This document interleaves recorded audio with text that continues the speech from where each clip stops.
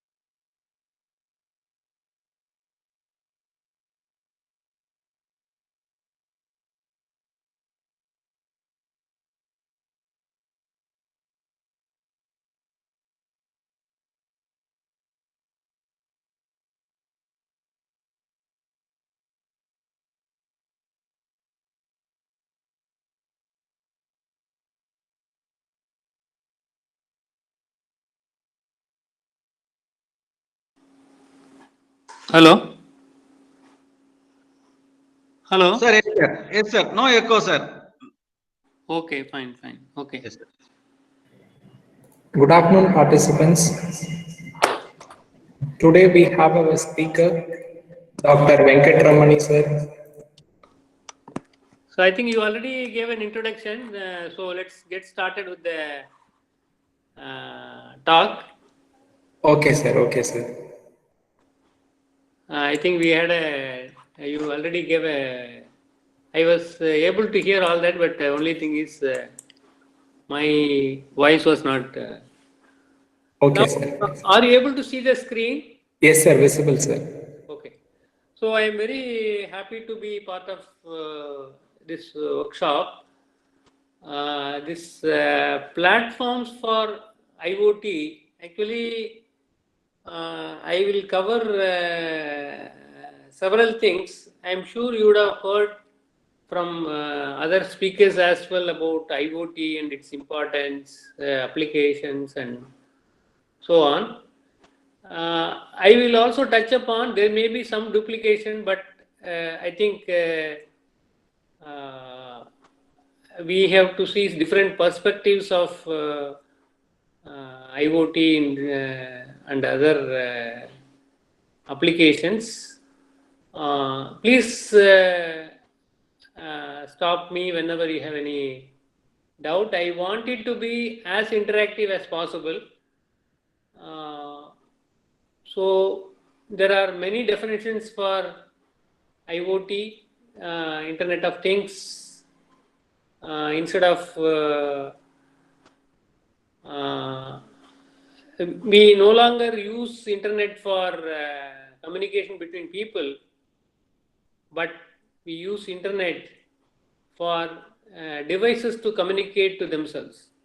Okay, so no longer the internet is going to be used for communication between people, but it's going to be used for communication between devices, and there are many definitions.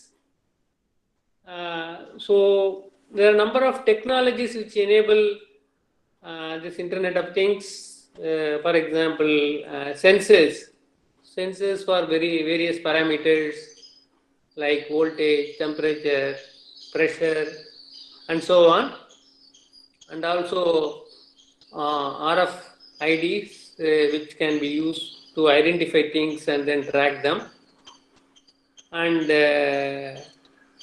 we have smart technologies which enable low power communication, lot of compression and things like that. We have nanotechnology which makes things smaller and smaller, which enables people to get connected and interact. And now Internet of Things is about sensors which are embedded into devices which capture data. It may be the data captured, may be temperature, it can be the heartbeat, it could be anything. And this the sensors are used to capture the data and then send the data through the internet to a remote location. Okay, and they through the communication through the internet, we want to have different services. So basically, IoT related services consist of five basic steps. One is sensing the parameter, sensing the natural parameter, and transmitting the parameter that you have sensed, and so storing the parameter, analyzing the parameter, and then take some action. For example, you may be storing the ECG. So that means you have to capture the ECG, that is the sensing. And the ECG may be sent to a remote location. The remote location or the server, it may be stored. And it is not only stored, it is also being analyzed. It is analyzed to see whether there is any abnormality. If there is any abnormality, you may even ask for example, if you are monitoring a old person, so you keep sensing the ECG continuously, and after sensing the ECG, you transmit it to a remote location, and the ECG is getting stored, and it is also getting analyzed, and see whether there is any abnormality. If there is any abnormality, for example, you find that the aged person requires any assistance, you maybe call up a hospital and ask the hospital to talk to the concerned person and give some advice. So all these things happen continuously. Okay, so the things have become so sophisticated that you not only sense the parameters, but transmit, store, analyze, and some actions are taken so that you have better ways of comfort. Okay, any doubt on this?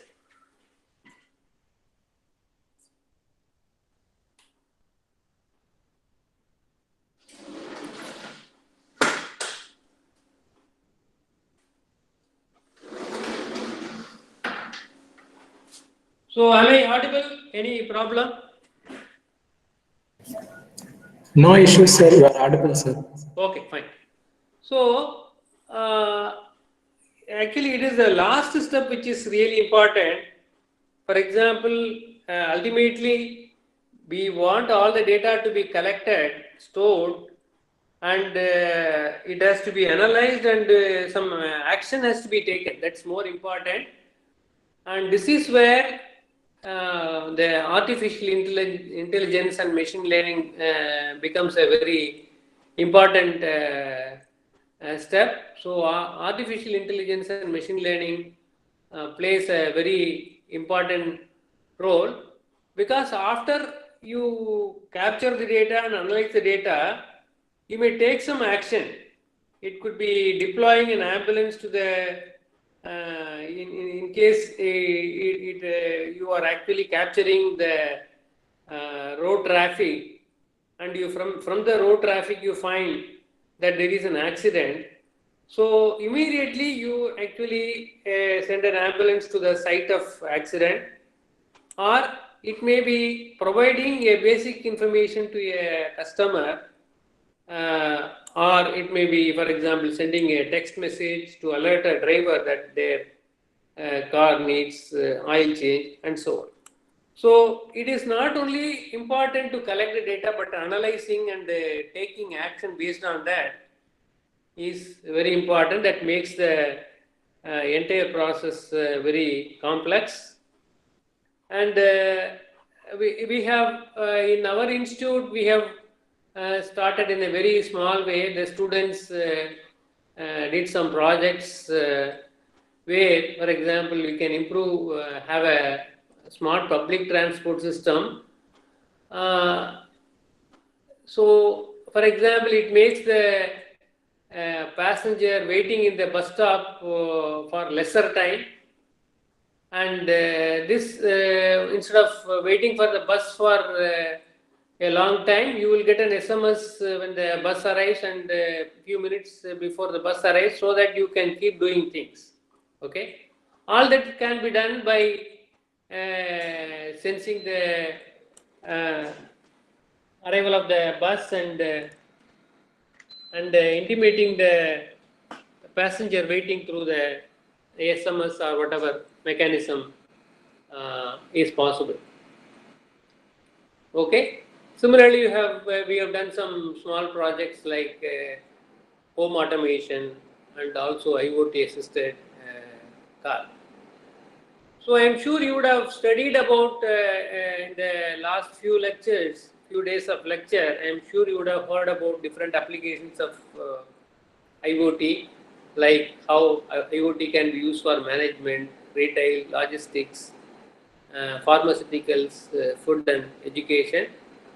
So these are some of the examples of how IoT network can be used for managing the resources like data management, waste management, urban planning, and so on. And similarly, how it can be used for the logistics, port managements, and so on. So this shows how it can be used for IoT can be used for smart manufacturing, smart building, smart home, and so on. So you have variety of things. In fact, there are many ways how the IoT can be used to achieve the 5 different tasks. Maybe sensing, then sensing the data, transmitting the data, then storing the data, analyzing the data, and then taking some action based on the data can be done using different methods. One of the basic way to do is we have a sensor. The sensor is connected to a microcontroller unit, and it does all the analysis of the data or compression of the data, but the RF transceiver is separate. So sending of the data is done separately, transmitting of the data is done separately by another chip. So the MCU only acquires the data, processes the data, and the sending of the data is done by another processor or a chip. And that goes through a gateway. Through the gateway, it goes to the internet. This is one of the methods of realizing the IoT. The second method is you have the MCU which only captures the data. The RF stacks and the RF transceivers are put in another chip. So you have a gateway. Through the gateway, it goes to the network. The third possibility is you have everything. The RF stacks, RF transceiver, everything is here. So it directly connects to the gateway. So in other words, you have 3 different ways of realizing the IoT network. In this IoT, end device is very simple. Here it is somewhat more complex. In this, the device becomes completely powerful, so that not only the data is acquired, the RF stack is also implemented, the RF transceiver is also implemented. Depending upon the cost of the end device, you can adapt any one of the 3 approach. Okay, this is the cheapest approach as far as the end user is concerned. This is somewhat more costly, and this is going to be more costlier because it also integrates the RF transceiver. So depending upon the investment, you can have different approaches for implementing the end device. Now the question is, why should you have cloud platforms for IoT? Okay, in the IoT, you find that every data is sent to a remote location, and you have a cloud. Through the cloud, you actually try to get the different services. So we have to see what is the motivation for cloud platforms in IoT. The problem is you have large number of connected devices. Okay, when you have large number of connected devices, storing the data becomes a challenge, and it becomes difficult to process the data, large sets of data locally. And whenever you have a base station, the storage of that is limited, and the processing capability is also limited, and you have lack of access to remote data. So we need cloud platforms to address these issues. Okay. So we want to store the data. We want to store the sensed data in a cloud or a remote location, because we cannot really store a lot of data in the local machine, and we cannot really do lot of processing in the local machine. Basically, we have storage power limited, and the processing power also limited. And sometimes we also require access to remote data in order to process and compare. Okay, even that becomes difficult. That's why we really require a cloud platform to do the storage, processing, and accessing remote data. So in order to store the data, in order to do the processing of the data, and also to have access to remote data, we really require cloud platforms. And that's why we don't want to do everything in the end device, but we would like to use the clouds. But the downside of using cloud platforms is it requires storing and extracting of data from the cloud incurs delay, and the data center, which actually does the storage and processing, may be remotely located, and because of that there may be significant delay between sensing and actuation. That is, you actually sense the data, and the data travels a long distance, and then for it to come back it may take some time. So there may be a delay between sensing and control. Okay, so we require cloud platforms on the one hand, but it also has some disadvantages, like there may be delay because of the remote location of the sensor. So what does the cloud platform offer to an IoT system? It provides storage. It provides a lot of storage. Compared to the end device, it provides a lot of storage. It also provides a lot of processing capability, and it can provide remote access to the data, so you can be anywhere, but still all the data can be accessed. Okay, wherever you are, you can still have access to all your database, and you can also provide better visualization of your data, so that you can interpret the data and take action. And you can have a lot of libraries for doing processing or doing whatever operation you want, and it also, based on the data access, it can provide some control action, or it can provide triggers. Okay, so the cloud provides a lot of things like database. It provides analytics. It provides the scripting capability. It provides the management abilities, and it provides a lot of protocols. And as far as the end devices are concerned, they need to only sense the data and take some action based on the control or parameters received from the cloud. And there are number of cloud providers. There is a big list. For example, Amazon. Then you have IBM Watson, Then you have many more companies which provide the cloud service. This shows the list of top 20 IoT platforms. And different cloud platforms provide different services. Yeah, there is a big list. Okay, now how to judge the cloud platforms? The cloud platforms may be judged based on the protocol used, type of service provided, openness of the platform, libraries for the platforms, cost of the platform, authorization policies and privacy of the data. There are different protocols used: request response model, message passing model, openness of the platform, whether the platform is open or it is closed. For example, some of the platforms are closed. That means they can communicate within the network, but they can't communicate outside.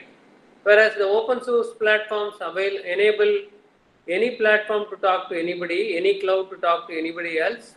So there are examples of such platforms. And the type of service could be platform as a service, or they can provide software as a service, or infrastructure as a service. Here I would like to say the full circle that we have really gone through. About 20-25 years back, we had the computers were very costly. So since the computers were very costly, what people did, maybe not 20 years, it may be more than 30 years now, we had the processors were very costly. So what we did was we had terminals through which we actually send the commands. The remote computer actually processed the command and then they gave the response. So that is the scenario we had. So we had costly computers. We used the communication link to send our commands and get the response. Okay. So that was the earlier thing.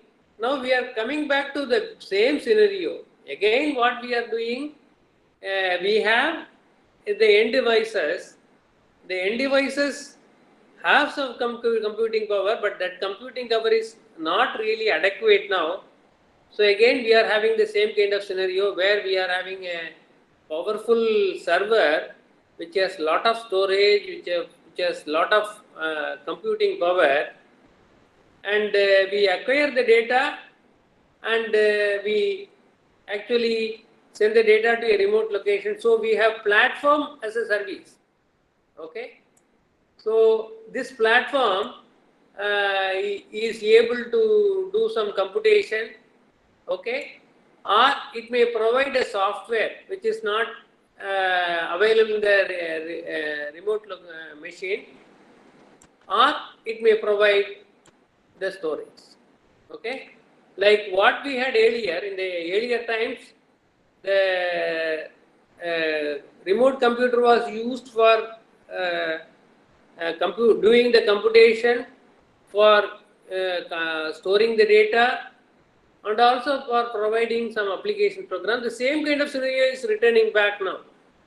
So you may use the cloud platform because we want the platform to do some operation, faster operation, or you may have a software which is not readily available in a local machine, but you want to share the software, or you may not have adequate storage, and hence you would like the cloud to use the store the data. So whatever was happening 30 years back, the same thing is happening now again.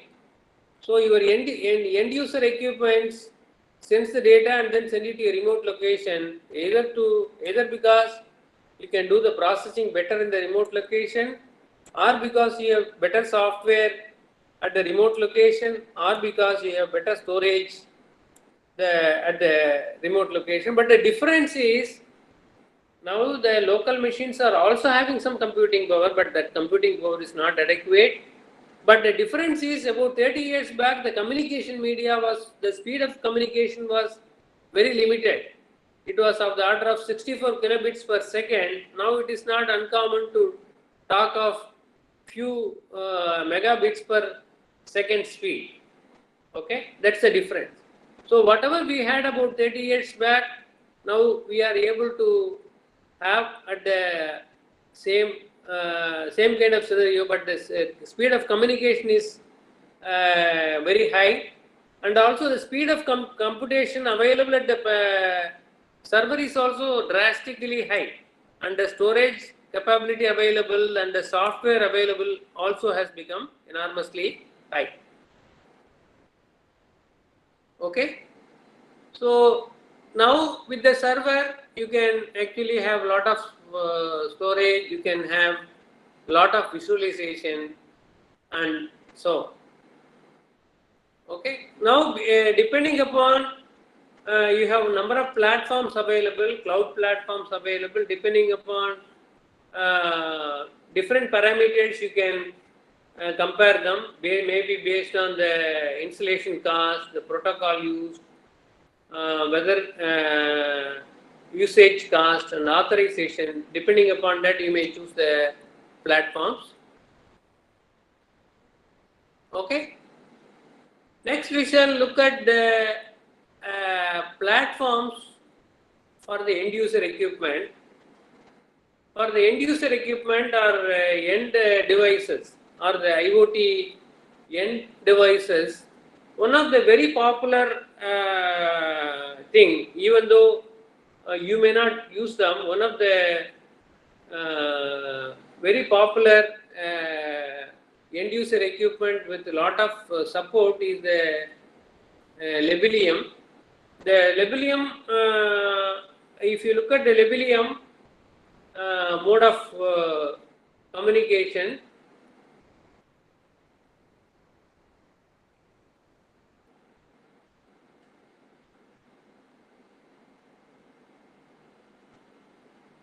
so in the Lebelium, you have the end user equipment.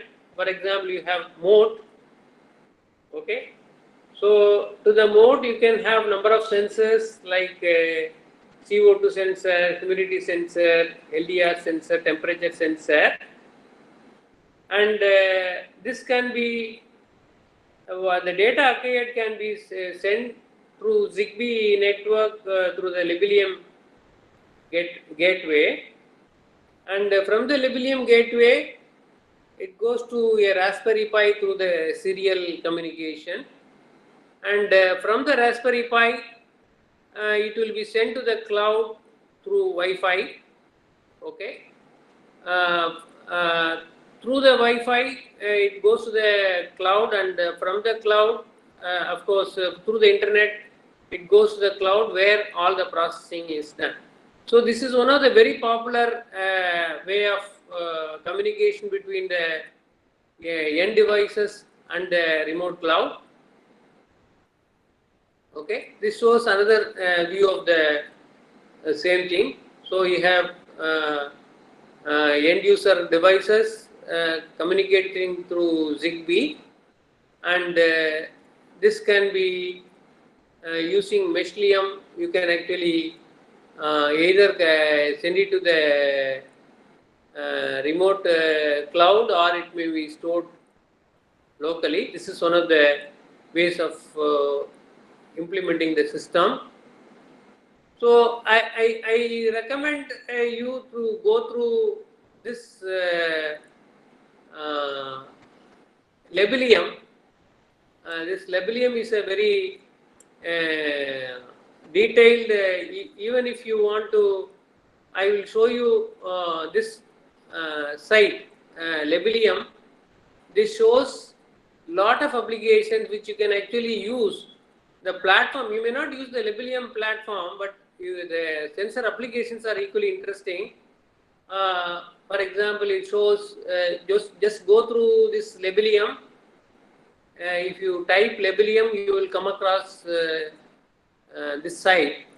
So it gives 50 sensor applications. These applications are very interesting and you can actually implement them. It has complete data sheet of it. It has complete write-up about each of the applications. For example, it shows you can click on each of them. It will give the complete details about the data that is the application notes about different applications. Okay. So you please go through the Labelium website to find out different applications of IoT and the hardware and infrastructure used for implementing that. Okay, so when it comes to the platform that you can use for implementing the IoT, you have different platforms that you can use, but one of the platforms that you can consider is the is our own processor. For example, the Sakti processor can be used for implementing the different IoT applications. For example, some of the sample applications that can be implemented using the Sakti processor is the weather reporting system, air pollution monitoring system, IoT based health monitoring system, and so on. Please look at the site IoT Innovation Solutions Challenge, microprocessor challenge, using the Sakti processor. That will enable you to use our own processor to implement the IoT system. So that you can consider the Sakti processor as one of the platforms for implementing the IoT system. Okay. You have other platforms for implementing the IoT nodes. We already saw the Meslium, and Meslium actually uses, so I showed you the Meslium and Labelium. Okay, that is one of the platforms. Vast Mode is the platform available under Labelium. You have other platforms like Arduino Uno, and you have Raspberry Pi, the Galileo, and Edison. The Arduino Uno is, I am sure you would have come across this platform. It is based on Atmega 8-bit microcontrollers. And the Galileo platform is the platform offered by Intel. Okay. Edison again is the platform made available by Intel. Actually, the Intel Galileo platform is hardware and software compatible with Arduino. Okay. And some of the features of the Galileo is listed here.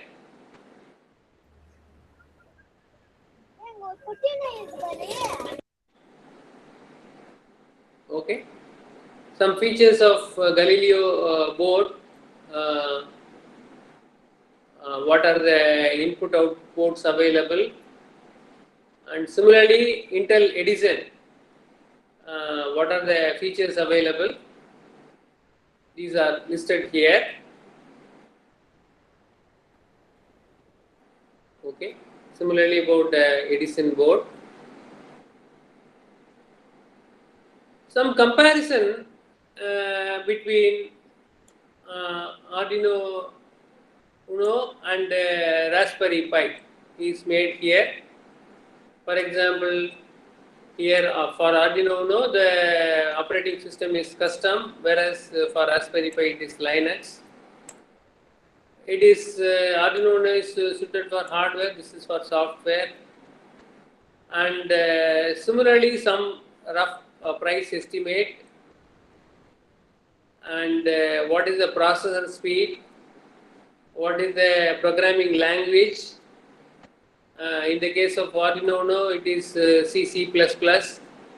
Whereas if you are having Raspberry Pi, you can use any programming language. So hardware design, it can be used, implemented in any platform, but here it is closed. Internet connection is very easy in the case of Raspberry Pi, but Arduino it is not easy, but it is doable. And similarly, there is a comparison between Galileo and the Raspberry Pi. Okay, so some comparison between Galileo and the Raspberry Pi is made here. What is the speed? What is the width of the board? What is the flash memory available? All those comparison between Galileo and Raspberry Pi.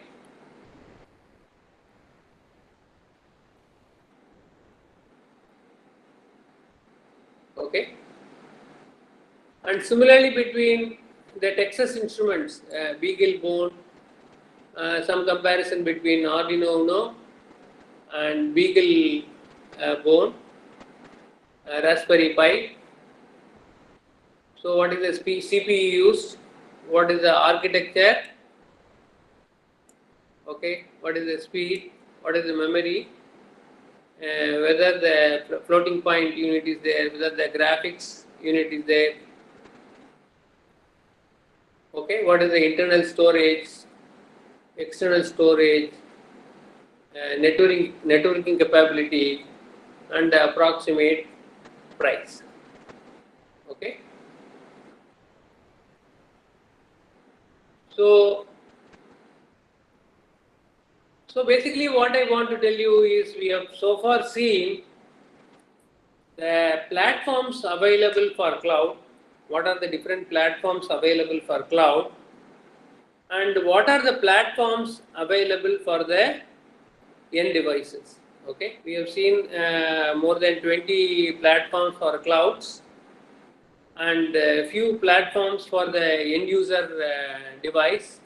For the end user device, you can have, for example, we have seen that you can use the Galileo board, you can use the Raspberry Pi, you can use the Edison, you can use the VAST mode, and you can use the Arduino. So Arduino Uno, Raspberry Pi, Galileo, Edison, and VAST mode. These are some of the platforms available for IoT nodes. So we have looked at 5 different nodes, IoT nodes. We have also looked at some of the cloud platforms. We have looked at the need for the cloud platforms and the advantages of using the cloud platforms. Okay. And one important thing which I wanted to tell you was, in addition to the platforms that we have considered 5 platforms like Arduino Uno, Raspberry Pi, Galileo, Edison, and VAST mode. These platforms can be compared in terms of the I/O capability, the networking capability, the operating system. Okay, that's what we were doing. We had really compared, for example, what is the processor speed, what is the programming language, whether it is having real-time capability, whether it is having A to D converters, whether it is a hardware-based or the software-based, whether internet connection is difficult. So based on that, you can actually compare the different platforms.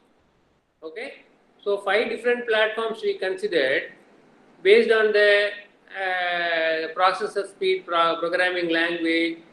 We can compare, but in addition to that, one of the important thing that I wanted to tell you was, in addition to these 5 platforms, you should also explore our own platform, namely the Sakti processor.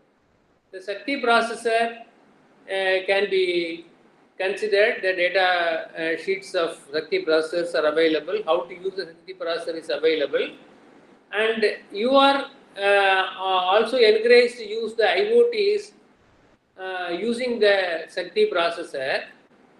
And for implementing the different IoT applications, what I was telling was you look at the Labelium site. The Labelium site gives detailed description of what are the different applications where the IoT can be used. Okay, so in fact, a big list of IoT applications are shown. So you should go through those applications and try to implement them on the on your own thing. Okay, so please look at this site to have a survey of different sensor applications. Okay. So I would like to now focus on your specific requirements, if any. So basically, I considered platforms for end user equipments, end devices. I also looked at the platforms for the cloud, and I looked at the need for going in for the cloud, and the location or the place where you can actually really look at the uh, let me look at show you some other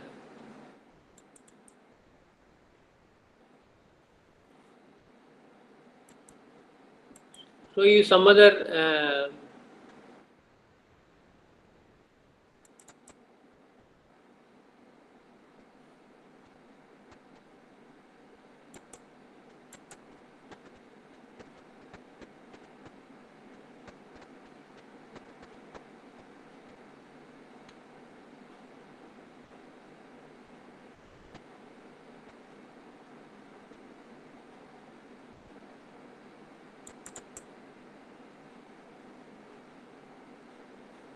yeah, I am not sure whether you are able to see this. Are you able to see this document, IoT journal paper, Lalit Chetri?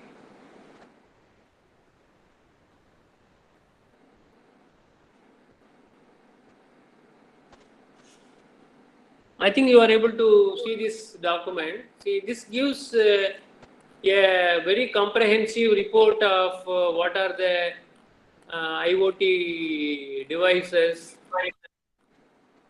what are the architectures of this, okay, what are the different platforms.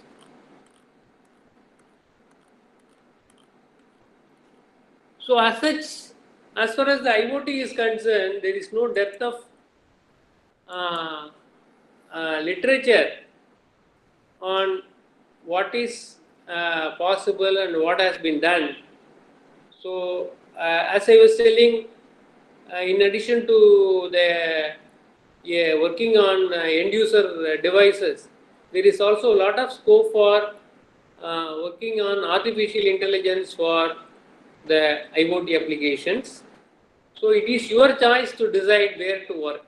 Okay, but IoT provides lot of opportunities for acquisition of the data, processing of the data, interpreting the data, and it is for you to actually choose the area where you want to work. Okay, so you have any questions, specific questions related to whatever topic I discussed so far?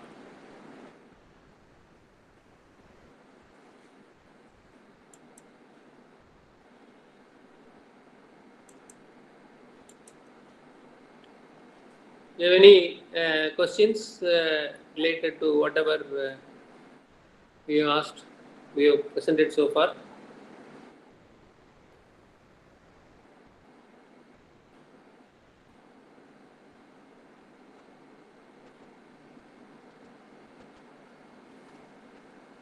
Okay, I think if there are no questions, can I wind up now, or you have anything more to say?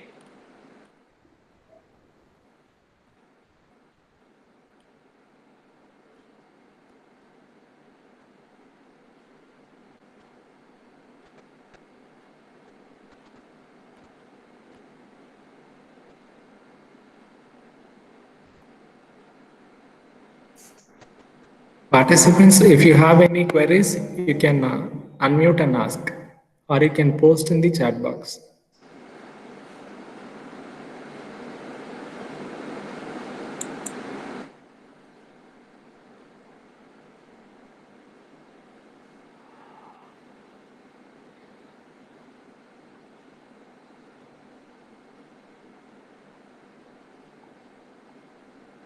If you have any queries, you are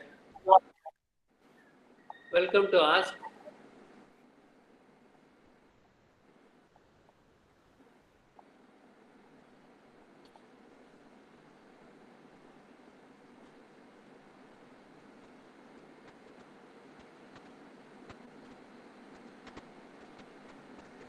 See, I think one of you have asked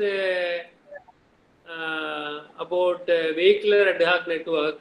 In fact, see, what I want to tell you is there is lot of work on these days on IoT. In fact, the number of papers, if you see, there are so many papers on IoT.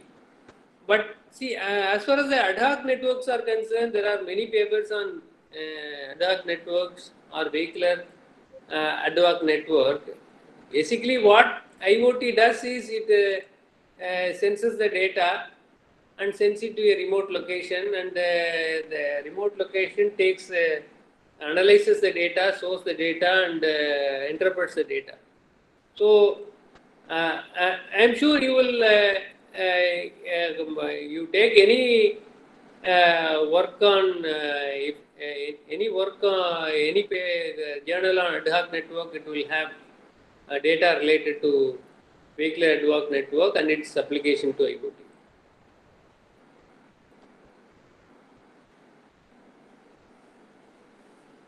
So another person has asked to give an overview of AWS IoT. See, these are very, I'm sure these are very standard material in the internet. I'm sure you will be able to find it. It's not difficult to find out details on AWS IoT. Basically, what I wanted to tell you was two things. One is you have platforms for the end users.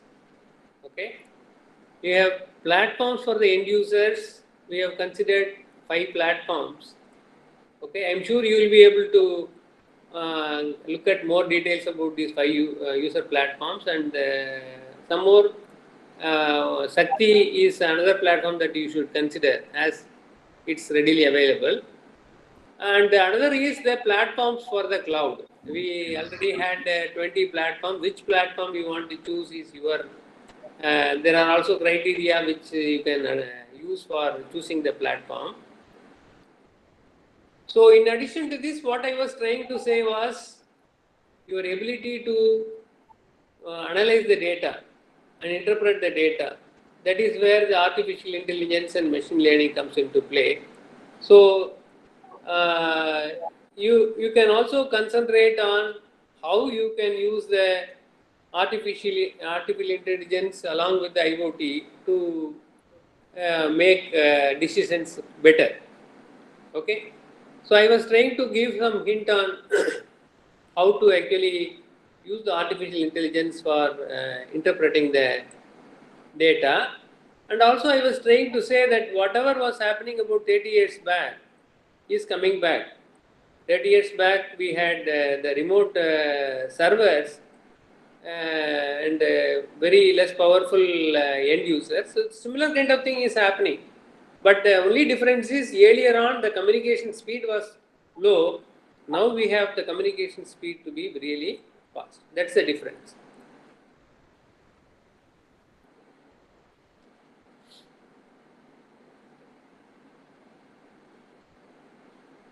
Okay.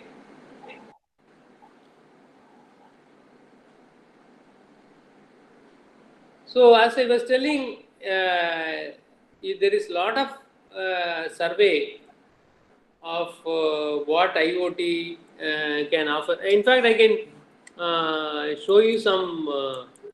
There are a lot of tutorials on. So I'm sure you will be able to see this Internet of Things. You can just note this tutorial point.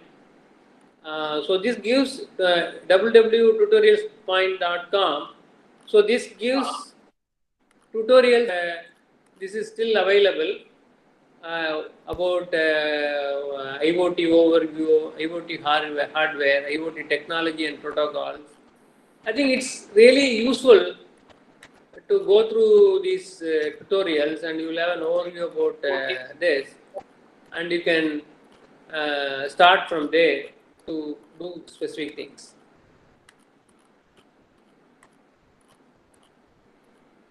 Okay, so a lot of literature is available on IoT and its applications for you to pick up what you want to do. And similarly for IoT boards, okay, what are the different boards you can use? See, you can look at this top 10 IoT boards for development and prototyping. So if you look at this, it will give you an overview of what are the different boards available, what are its capabilities.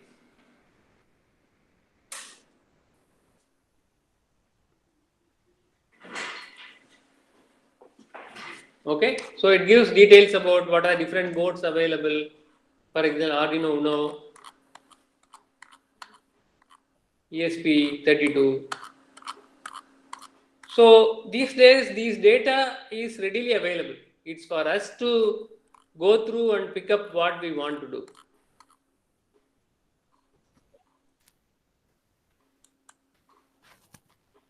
Okay, so please go through the literature. There's a lot of material available on the tutorial, the platforms available. It's for you to go through an overview and then work on a specific topic related to that.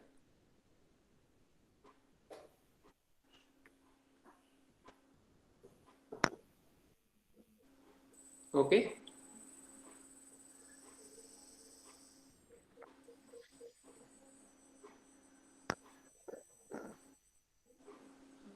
If you want anything else, please feel free to ask me. I am free to.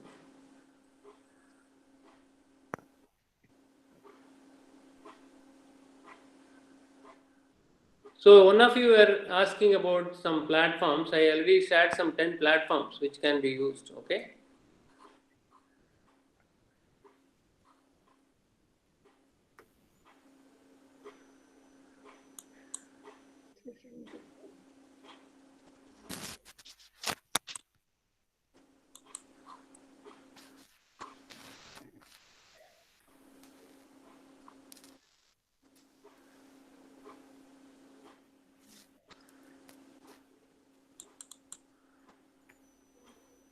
See, recently there was an IEEE access paper.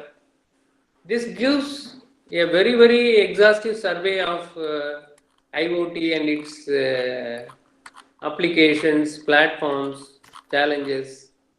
I think you can go through this.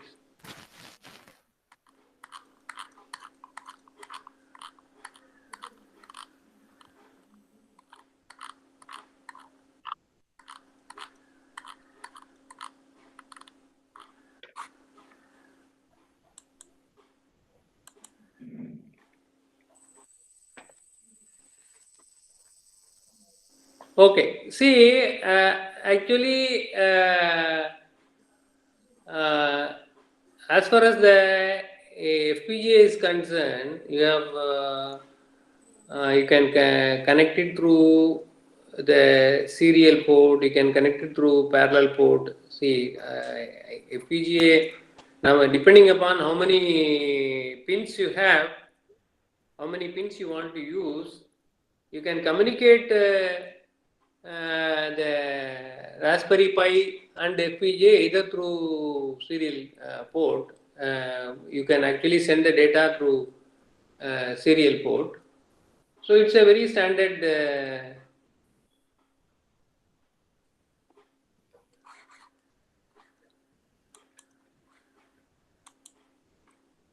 So I think one of you are interested in the title of the paper. The title of the paper is Empirical Study on System Level Aspects of IoT. It's 2020.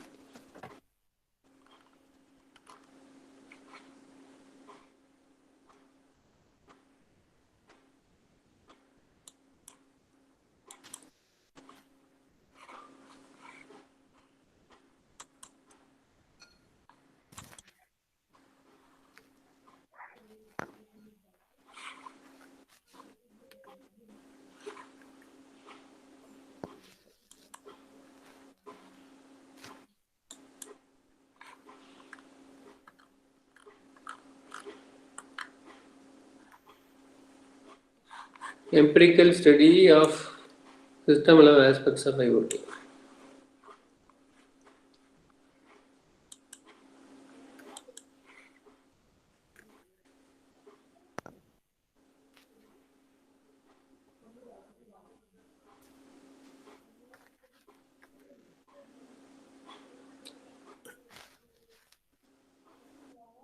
Okay. So I'm not sure whether you require any more inputs from me.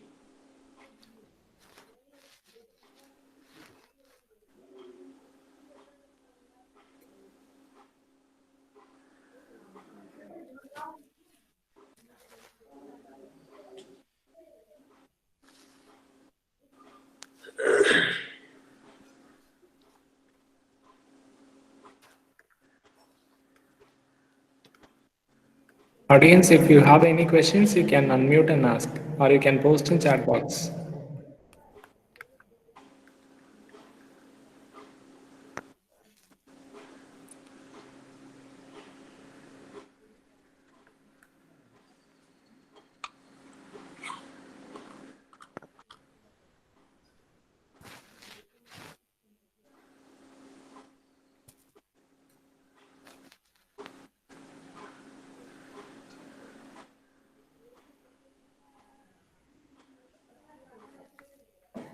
Sir, no more questions, I guess. Yeah. Okay. Thank you for the opportunity. It was nice talking to all the participants, and they were also asking some questions. I'm sure many of them are working in this area. I think it also gave an opportunity for me to really refresh I found the opportunity quite rewarding, because I also went through a number of papers. I found that compared to the earlier times, now we have a lot of material available. So I thank you for giving me this opportunity. I'm sure they will use this for extending their ideas further. Okay, thank you. Thank you, sir. On behalf of IIIT Management and on behalf of Department of Electronics and Communication Engineering and Computer Science and Engineering, we take this opportunity to thank you, sir. It was really a wonderful session listening to you, sir. Thank you. Thanks a lot, sir. Lots of inputs was given. Okay. So really it was interesting, sir. Thank you. Thank you.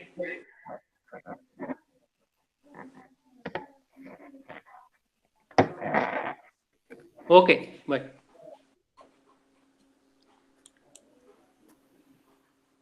Thank you, sir. Welcome. Bye. Okay, thank you. I will leave. Thank you, everyone.